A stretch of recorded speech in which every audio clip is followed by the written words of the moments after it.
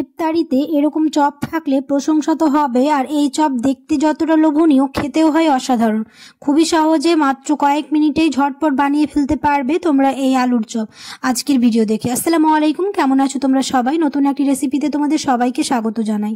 ইফতারিতে আমাদের সবার টেবিলে প্রায় এরকম আলুর চপ প্রতিদিনই থাকে, তাই আজকে খুবই সহজ পদ্ধতিতে আলুর চপ বানিয়ে দেখাবো। ভিডিও শুরু করার আগে একটাই রিকোয়েস্ট, চ্যানেলটিকে যদি সাবস্ক্রাইব না করে থাকো তাহলে সাবস্ক্রাইব করে দিও, আর ফেসবুক থেকে দেখলে পেজটাকে ফলো করতে ভুলো না। চলো তাহলে ভিডিওটা শুরু করি। আলুর চপ বানানোর জন্য আমি এখানে দুটো বড় সাইজের আলু নিয়েছি, আলুটাকে বয়েল করে নিয়েছি।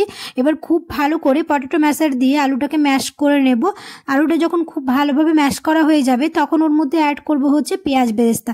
তোমরা চাইলে এখানে কাঁচা পেঁয়াজও করতে পারো, আমি যেহেতু এটা সংরক্ষণ করে রাখবো তার জন্য আমি পেঁয়াজ বেরেস্তা ব্যবহার করেছি, তাহলে এটা অনেকদিন ভালো থাকে। তারপর দিয়ে দিলাম হচ্ছে ফ্রেশ ধনে পাতা, 1 চা চামচ গরম মশলা, 1 চা চামচ চিলি ফ্লেক্স, 1 চা চামচ ভাজা জিরে গুঁড়ো, আর দিয়ে দিলাম হচ্ছে পরিমাণ মতো নুন। দিয়ে খুব ভালো করে স্প্যাচুলা দিয়ে এটা মিশিয়ে নেব। হাত দিয়ে মেশাবো না, হাত দিয়ে মিশিয়ে নিলে এটা জল ছেড়ে দেয়, তার জন্য খুব ভালো করে স্প্যাচুলা দিয়ে মিশিয়ে নেব।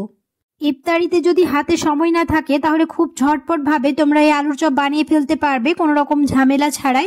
তো খুব ভালোভাবে আমার এটা মিশানো হয়ে গেছে। এবার এটা চপের মতো শেপ দিয়ে দেবো, তোমরা যে যেমন চাও সেরকম শেপ দিতে পারো। তোমরা চাইলে গোল গোল করেও এরকম রাখতে পারো। আমি একটুখানি গোল গোল করে মাঝখানে প্রেস করে দিয়েছি, চপের মতো শেপ দিয়েছি, তাহলে দেখতে খুব ভালো লাগে। তো এরকম করে সবগুলোই বানিয়ে নেব।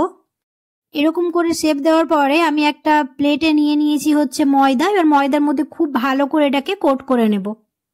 সবগুলো যখন ময়দার সাথে ভালো করে কোট করা হয়ে যাবে তখন এটা কিছুক্ষণ রেস্টে রেখে দেবো, যাতে এটা খুব ভালোভাবে সেট হয়ে যায়। যতক্ষণ এটা সেট হবে ততক্ষণ আমরা আলাদা একটা পাত্রে এর ব্যাটারটা বানিয়ে নেব। তার জন্য আমি একটা চালনি নিয়েছি, চালনির মধ্যে দিয়ে দিলাম হচ্ছে 1 বাটি বেসন, 2 চা চামচ কর্নফ্লাওয়ার, 1 চা চামচ কাশ্মীরি মরিচের গুঁড়ো, তাহলে কালারটা খুব ভালো আসবে, 1/2 চা চামচ ভাজা জিরে গুঁড়ো, 1/2 চা চামচ হলুদ গুঁড়ো, 1/2 চা চামচ ধনে গুঁড়ো, আর দিয়ে দিব হচ্ছে পরিমাণ মতো নুন, মানে আমি 1 চামচ নুন দিয়েছি।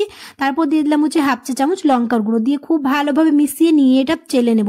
চেলে নিলে এর ব্যাটারটা খুব স্মুথ হয়, দেখতেও খুব ভালো লাগে। খুব ভালোভাবে আমি এটাকে চেলে নিয়েছি। এবার এর মধ্যে অ্যাড করব হচ্ছে কালার। তো এটা পুরোপুরি অপশনাল, তোমরা চাইলে এটা নাও দিতে পারো, আমি দিয়েছি তাহলে কালারটা খুব ভালো আসবে। এবার একটু একটু করে জল দিয়ে ব্যাটার বানিয়ে নেবো। ব্যাটারের কনসিস্টেন্সিটা কেমন থাকবে সেটা দেখিয়ে দিচ্ছি। এটা আমি হালকা করে মিশিয়ে নিচ্ছি। এরপর অ্যাড করলাম হচ্ছে 1/2 চা চামচ আদা রসুন বাটা। এটা চাইলে তোমরা আগেও অ্যাড করে দিতে পারতে, আমি একটু পরে দিয়েছি। দিয়ে আবার খুব ভালো করে মিশিয়ে নেবো। একটুখানি জল লাগতো আমার, তো একটুখানি জল দিয়ে আবার খুব ভালো করে মিশিয়ে নিয়েছি। ভালোভাবে মেশানো হয়ে গেছে। এবার এর মধ্যে অ্যাড করলাম 1/2 চা চামচ বেকিং পাউডার। বেকিং পাউডার দেওয়ার পরে আবার খুব ভালো করে মিশিয়ে নিয়ে এরপর এর মধ্যে অ্যাড করলাম হচ্ছে গরম তেল। যে তেলটাতে ভাজবো সেই তেল 2 চা চামচ আমি উঠিয়ে দিয়ে দিলাম, তাহলে এটা খুব মুচমুচে হয়। আর ব্যাটারের কনসিস্টেন্সিটা তোমাদের দেখিয়ে দিচ্ছি একটা চামচ নিয়ে। এবার খুব ভালো করে চপগুলো এরকম বেসনের মধ্যে চুবিয়ে দিয়ে এবার তেলের মধ্যে ছেড়ে দেবো। গ্যাসের ফ্লেমটাকে লো টু মিডিয়াম করে 2 থেকে 3 মিনিট এরকম ভেজে নিলেই আমাদের চপ একদম রেডি হয়ে যাবে। আর দেখতে পেলে কত সহজে হয়ে গেল, কোনো রকম ঝামেলা ছাড়াই খুব সহজে তোমরা বানিয়ে ফেলতে পারবে ইফতারিতে এরকম আলুর চপ। একটা কাঁটা চামচ নিয়ে এপিট ওপিট উল্টে খুব ভালো করে ভেজে নেব। তোমরা তোমাদের পছন্দ মতো কালার করে ভেজে নিতে পারো। তো এরকম করে আমি উল্টে পাল্টে ভেজে নিয়েছি, আমার খুব ভালোভাবে ভাজা হয়ে গেছে। এবার তুলে নেবো। আশা করছি আমার আজকের রেসিপি তোমাদের ভালো লেগেছে। যদি ভালো লেগে থাকে তাহলে অবশ্যই একটা লাইক করে দিও, আর কমেন্টে জানাতে ভুলো না কেমন হয়েছে।